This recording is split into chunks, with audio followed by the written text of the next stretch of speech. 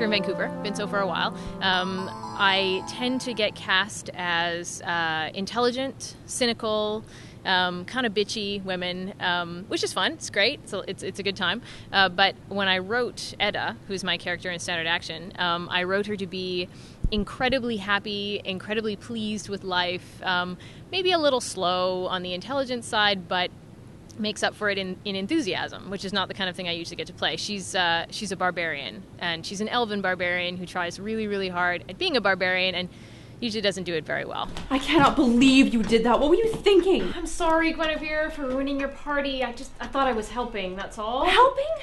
How could you possibly think that releasing that dire lobster we were going to have for dinner into the fish pond was a helping? That beast was glorious. It deserved a fair fight. I was going to kill it for you, but you didn't let me bring my sword, and so it got away. It's really difficult to grapple a lobster. It ate 4 rare imported fish, and it nearly destroyed the gazebo. Not to mention smashing through the ice sculpture and the hors d'oeuvres table. Oh, and breaking the limited edition crystal punch bowl. And causing untold amounts of damage to the landscape. I wrote the characters of Standard Action to be sort of the guys who were left out of the party, which is interesting because when you're appealing to an audience of geeks are the guys who are left out of the party, right? They're the ones who don't get into the really popular crowd at school, who have a problem with social interaction, that kind of thing, who are my friends and the people that I know. So I wrote the characters based out of role-playing games, but inspired by real life, and I wrote them so that they weren't caricatures. We weren't making fun of them, per se. It was people that just happen to live in this fantasy world, and they really are inspired by people that I know.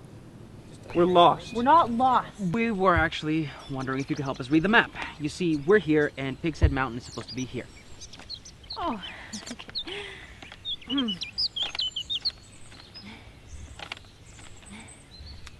can't read, can you? Well, it's not like I can't read. It's more that I don't... Great. We filmed a feature film 2 years ago. We filmed another one last summer. We met a lot of great people on the one last summer, a lot of crew, a lot of actors who are really, really awesome to work with and fun, but also very dedicated. And so at the end of that, I was pretty exhausted. I didn't really want to produce anything else. And that's when Joanna stepped up and started producing her project. And yeah, it sort of took off from there.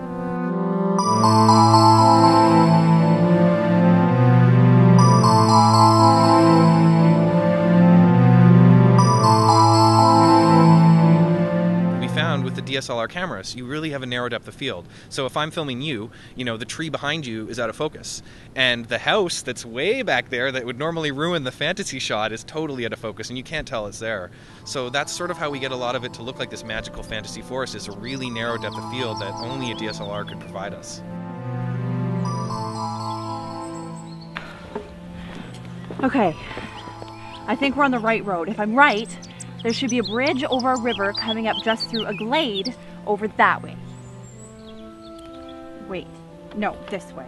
Networks and TV and movies are changing so much right now, and I could see it going, I don't know where it's going in 2 years, because the industry could fall apart. The industry could totally restructure itself. The industry in 5 years could resemble nothing like what we have now, or it could be exactly the same with just a few tweaks. I would love to be paid to do what I do, but it's more important for me that I don't have crew who are coming in volunteering. It would be better if we could pay our crew. And if that means that we have to stay with the web so that we can have our own crew and reward them and pay them, then we'll stick with the web. But, if a network's going to give us $100,000 to just take Standard Action away, well, we can turn around and pay our crew and film a new web series with that money. So we're really just, looking for any way that we can keep doing this. Right now, we are turning all our energies to fundraising and marketing stuff, because it's not something we even thought of for the first 6 months while we were shooting. And we meet these other web series who, they did a year of marketing before they shot anything.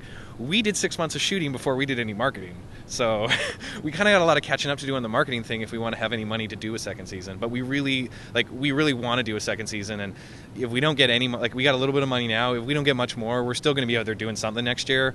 It just might not be as big or as complex as we hope.